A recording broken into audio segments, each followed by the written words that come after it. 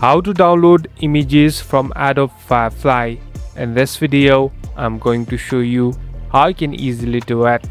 First of all, open the application. So now we in this home section. Here there are different tools that are available. Here you can find a button called generate. Simply tap on generate. So basically this is the editing place. Here you can easily enter prompts and different images and videos will pop up.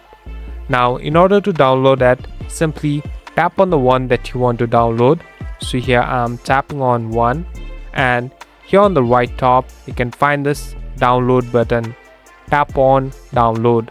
Now it will take some time, and as you can see the picture has been downloaded. Now you can later use it in different places that you like. Thank you for watching this video. I hope this video will help you.